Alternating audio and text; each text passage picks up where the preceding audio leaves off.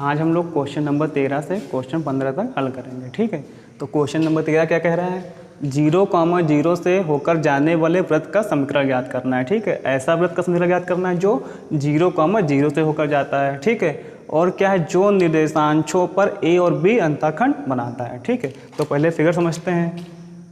तो 0,0 का मतलब क्या होता है, मूल बिंदु, यानी वृत्त जो होगा हमारा मूल बिंदु से जाएगा। ठीक है,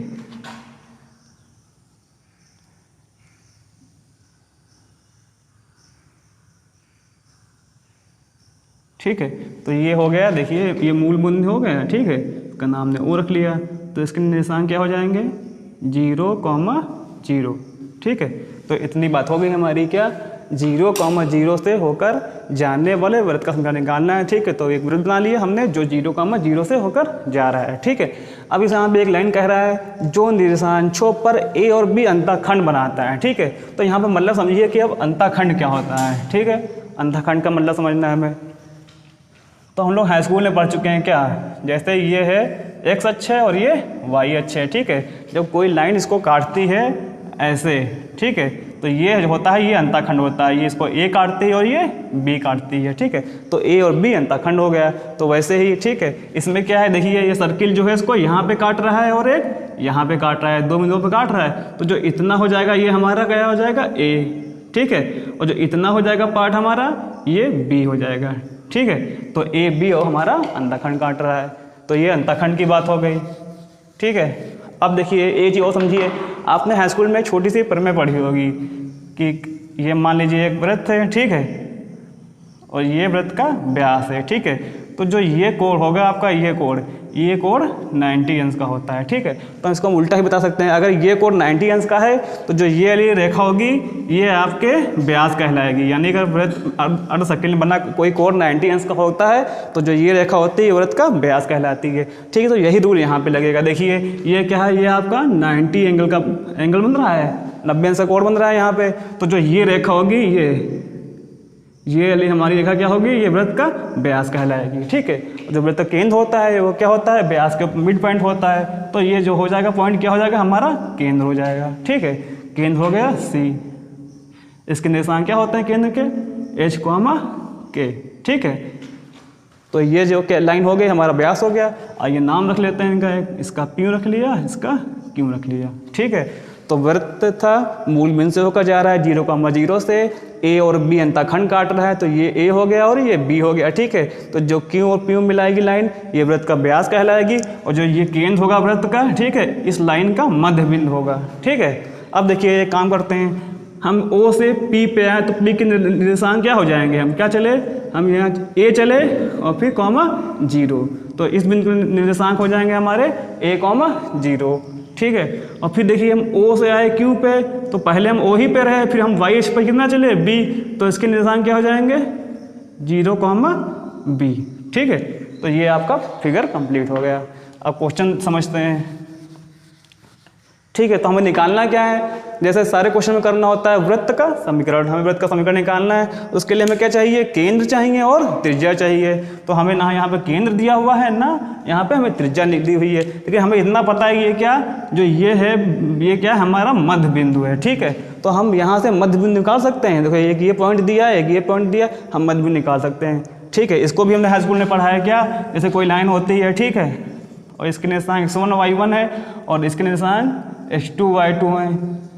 तो अगर हमें मध्य बिंदु निकालना तो कैसे निकालते हैं, क्या x1 plus x2/2 y1 plus y2/2। ठीक है, इससे क्या होता है, हमारा मध्य बिंदु आ जाता है। तो ऐसे भी यहाँ आपके Q का पॉइंट दिया है, P पॉइंट दिया है, मध्य बिंदु निकाल लेंगे, वही हमारा केंद्र हो जाएगा H, K।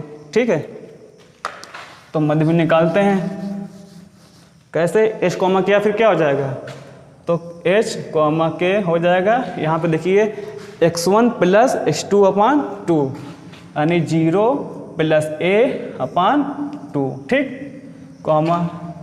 y1 plus y2/2 यानी B प्लस 0/2।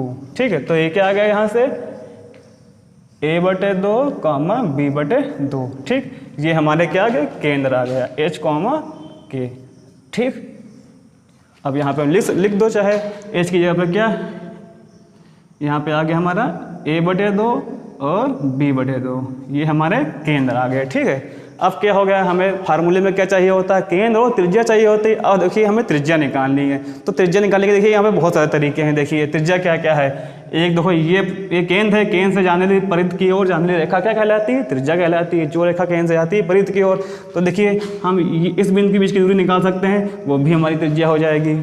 हम यहाँ से अगर इस बिंदु की दूरी निकालें इतनी, वो भी हमारी त्रिज्या हो जाएगी। ठीक है, तो जिससे आपको आसान पड़े वो निकालिए। और एक चीज़ और समझिए, अगर हम यहाँ से इसकी दूरी निकाल लें तब भी हमारी त्रिज्या हो जाएगी। ठीक है, तो हम लोग ये ले निकालेंगे, क्यों, क्योंकि ये इसके निशान 0,0 है और इससे हम लगाएंगे तो हमें आसान पड़ेगा। ठीक है, आपका आंसर वही आएगा, चाहे आप इससे निकालिए, चाहे इससे निकालिए, चाहे इससे निकालिए। ठीक है, तो ये हमें ज़्यादा आसान पड़ रहा है, तो क्या निकालेंगे हम, OC निकाल लेंगे। OC क्या हो जाएगी, हमारी वृत्त की त्रिज्या हो जाएगी। फार्मूला क्या लगाएंगे, अंडर रूट में y2 माइनस y1 का whole square plus h2 minus h1 का होल स्क्वायर। ठीक है, तो लिख लीजिए, एक बार हो जाएगा 0 माइनस या a/2 माइनस 0 का होल स्क्वायर प्लस, ठीक है, b/2 माइनस 0 का होल स्क्वायर। ठीक है, h2 माइनस x1 का whole square plus y2 minus y1 का होल स्क्वायर। इसको सॉल्व कर लेते हैं हम, तो यहाँ पे क्या बचेगा, a/2 का होल स्क्वायर प्लस b/2 का होल स्क्वायर। ठीक है, इसको खोल लेते हैं हम, स्क्वायर खोल लेंगे, क्या आ जाएगा, a²/4 प्लस b²/4। ठीक है, ये क्या आ गई हमारी OC, और OC ही क्या है, हमारी त्रिज्या है। ठीक, तो हमें सब कुछ पता चल गया। त्रिज्या हमारी r बराबर क्या है, under root a²/4 plus b²/4। ठीक है, b²/4, और हमारा क्या है, हमारा सेंटर है a/2 और b/2। हमें निकालना है क्या है, वृत्त का समीकरण निकालना है। ठीक है, हमें ये निकालना है, तो इसका फार्मूला लिख देंगे और सॉल्व कर लेंगे, हमारा आंसर आ जाएगा।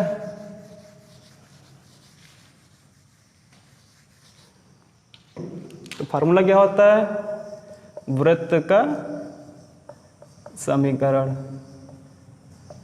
क्या होता है, x माइनस h का whole square plus y minus k का whole square equal to r square. ठीक है, h की वैल्यू, k की वैल्यू वहाँ पे लिखी हुई है, r की वैल्यू ये लिखी हुई है, पुट कर देंगे, आंसर आ जाएगा हमारा x माइनस h कितना है, a/2 का whole square plus y minus k कितना है, b/2, तो b/2 का whole square equal to r की वैल्यू ये लिखी हुई है, अंडर रूट में a²/4 प्लस b²/4 और का होल स्क्वायर। ठीक है, इसको सॉल्व कर दीजिए, तो क्या हो जाएगा, यहाँ पे a माइनस b का होल स्क्वायर का फार्मूला लगाएंगे तो x² आ जाएगा यहाँ पे। ठीक, इसका करेंगे तो a²/4 आ जाएगा। अब देखिए यहाँ पे होगा 2ax, तो 2 कट जाएगा, क्या क्या बचेगा हमारा, xa बचेगा, माइनस का ax बचा। ठीक, प्लस यहाँ पे क्या हो जाएगा, y² प्लस b²/4। अब यहाँ पे भी 2 कट जाएगा, क्या बचेगा, माइनस का by बचेगा। ठीक है, अब यहाँ पे देखिए स्क्वायर है तो अंडर रूट हट जाएगा, इधर क्या बचा हमारा, a²/4 प्लस b²/4।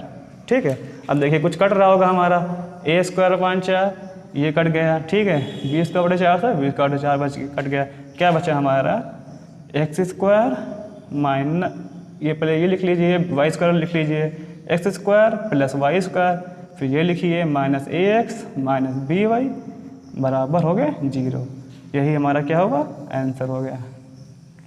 ठीक है, तो सबसे इंपॉर्टेंट क्या है समझना, इसमें सबसे इंपॉर्टेंट चीज़ है फिगर समझना। अगर आपको फिगर आता है तो बाकी कुछ नहीं करना है, आपको बस केवल वैल्यू पुट करनी है, आंसर निकालना है। ठीक है, तो 0,0 से होकर जा रहा है, यानी पहली बात आपको ध्यान रखनी है क्या, वृत्त है मूल बिंदु से जा रहा है। ठीक है, दूसरी बात क्या कह रहा है, a और b अंतःखंड काट रहा है। ठीक है, तो यहाँ पे a अंतःखंड हो गया और b अंतःखंड हो गया। ठीक है, तीसरी बात ये ध्यान रखनी है बस कि जो व्यास है ये मध्य बिंदु होगा, केंद्र जो होगा इसका मध्य बिंदु होगा। बस हमें यहाँ पे ध्यान रखना है, पहले हमें मध्य बिंदु निकालना है, बस मध्य बिंदु आपको निकल गया, उसके बाद त्रिज्या निकाल देंगे, वैल्यू पुट किया और आंसर हो गया। ठीक,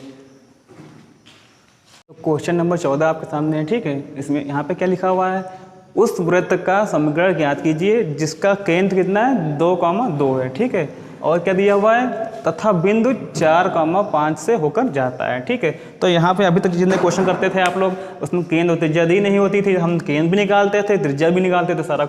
ठीक है, तो हमें पूरा लॉन्ग हो जाता था क्वेश्चन हमारा। लेकिन यहाँ पे देखिए क्या हमें केंद्र दिया हुआ है 2,2। ठीक है, लेकिन कहीं हमें त्रिज्या नहीं दी हुई है, तो केंद्र दिया हुआ है, सिर्फ त्रिज्या निकाल लेंगे और हम फार्मूले में रख देंगे, सॉल्व कर लेंगे, आंसर आ जाएगा। ठीक है, तो पहले फिगर बनाते हैं।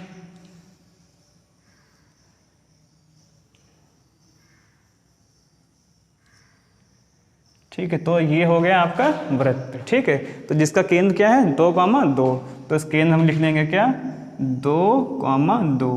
ठीक, तो इतनी बात समझ में आई, हमने केंद्र लिख लिया। अब क्या है, तथा बिंदु 4,5 से जाता है। ठीक है, एक वृत्त है जिसका केंद्र है 2,2 और वो जाता किससे 4,5 से होकर जाता है। तो कहीं भी बना लीजिए, मान लीजिए ये है बिंदु, ये P रख लीजिए और ये 4,5 से होकर जाता है, केंद्र है ओ, बस। ठीक है, तो ये आपका फिगर बन गया किस चीज़ का, कि जिसका केंद्र 2,2 है और वो 4,5 से होकर जाता है, ये फिगर बन गया। अब क्या करना है, केवल त्रिज्या निकाल लीजिए, केंद्र हमें दिया हुआ है, सॉल्व कर लेंगे। ठीक है, तो हम इस लाइन को मिला देंगे, ये क्या हो जाएगी, त्रिज्या हो जाएगी हमारी। ठीक है, बस अब यहाँ से OP निकाल लेंगे, तो OP बराबर क्या हो जाएगा, अंडर रूट में x2 माइनस x1 का होल स्क्वायर। तो इसको x2 मान लें, इसको x1, ये y2, ये y1। ठीक है, तो 4 माइनस 2 का होल स्क्वायर प्लस 5 माइनस 2 का होल स्क्वायर। ठीक है, अब क्या हो जाएगा, यहाँ पे यहाँ 2 बचा, 5 में से 2 चला गया, यहाँ पे 3 बचा। ठीक, 2 दूनी 4 प्लस 9, ठीक, बराबर कितना आ गया, अंडर रूट 13। ठीक है, तो ये OP है, क्या है आपकी, यही तो आपकी त्रिज्या है, तो आपका त्रिज्या आ गया अंडर रूट 13। ठीक है, क्या आ गया, ये हो गया आपकी त्रिज्या अंडर रूट 13। ठीक है, अब देखिए आपका पहले जैसा क्वेश्चन बन गया। ठीक है, इस पे आपने बहुत सारे क्वेश्चन किए हुए हैं। क्या, केंद्र दिया है, त्रिज्या दी है और वृत्त का समीकरण निकालना है, बस फार्मूला लिखना है और हमें सॉल्व कर लेना है, आ जाएगा। तो लिखिए फार्मूला क्या है, वृत्त का समीकरण लिखा हमने, x माइनस h का whole square plus y minus k का whole square equal to r square. ठीक है, तो h कॉमा k क्या है, h भी 2 है और k भी 2 है, यहाँ पे रखते हैं। तो x माइनस 2 का whole square plus y minus 2 का होल स्क्वायर, त्रिज्या हमारी कितनी आई, अंडर रूट में 13, तो ये स्क्वायर हो गया। ठीक है, ब्रैकेट खोल लेंगे, x square plus 4 minus 4x, इसका खोल लेंगे तो वाई स्क्वायर प्लस 4 माइनस का 4y, इसका खोलेंगे, रूट हट जाएगा तो कितना बचेगा, केवल 13। ठीक, अब देखिए यहाँ पे एक्स स्क्वायर प्लस का वाई स्क्वायर, ठीक, फिर माइनस का 4x, फिर माइनस का 4y, और यहाँ पे 4 और प्लस 4 हो गया 8। ठीक है, 13 को इधर लिया है हम, -13 बराबर 0, तो x square plus y square minus 4x minus 4y, 13 से 8 गया, माइनस का 5 बराबर 0। ये क्या हो गया, हमारा आंसर हो गया। ठीक है, अभी तक का आपका सबसे ही आसान सवाल था। ठीक है, क्योंकि इसमें क्या हुआ, केंद्र दिया हुआ था हमारा और ये एक बिंदु से होकर जा रहा था, तो फटाक से हमने क्या किया, सबसे पहले हमने तुरंत त्रिज्या निकाल लिया और बस हमारा पहला क्वेश्चन बन गया जो हमने पहले लगाया था। समीकरण लिखा, फार्मूला लिखा, सॉल्व किया और आंसर हो गया। ठीक है, ठीक, तो क्वेश्चन नंबर 15 आपके सामने है। क्या कह रहा है, देखिए, क्या बिंदु, जो ये बिंदु दिया है आपका, ठीक है, ये वृत्त x square plus y square 25 के अंदर है कि बाहर है या वृत्त पर स्थित है। ठीक है, तो ये आपको बिंदु देना है, वो आपको सिद्ध करना है कि ये हमारा अंदर होगा, बाहर होगा या वृत्त पर ही स्थित होगा। ठीक है, तो जैसे वृत्त बना लिया हमने,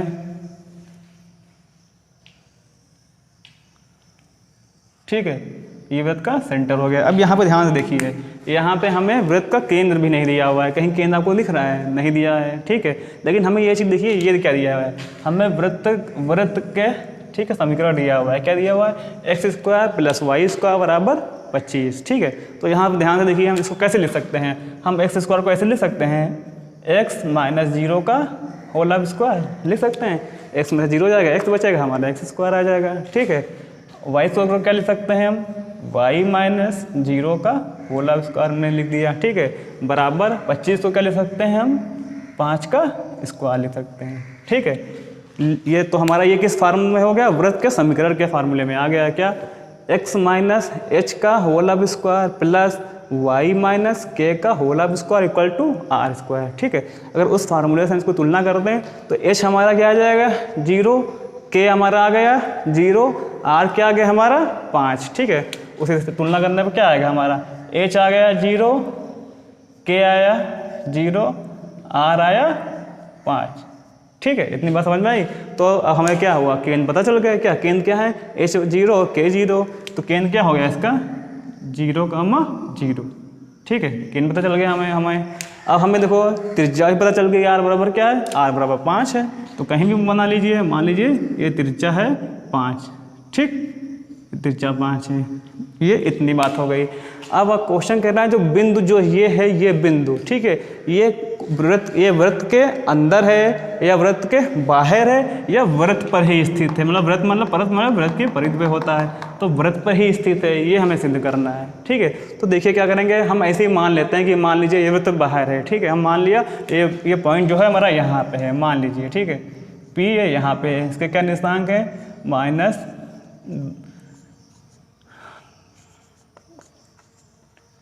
ठीक है। मान लीजिए ये कोई बिंदु P है, ठीक है, ये वृत्त के बाहर है, ठीक है। अब एक चीज़ समझिए, हमें एक बिंदु ये दिया है, ठीक है, और एक बिंदु P ये दिया है, हमें पता नहीं कहाँ पे है, लेकिन मान लिया बस केवल ऐसे ही P बाहर है, ठीक है।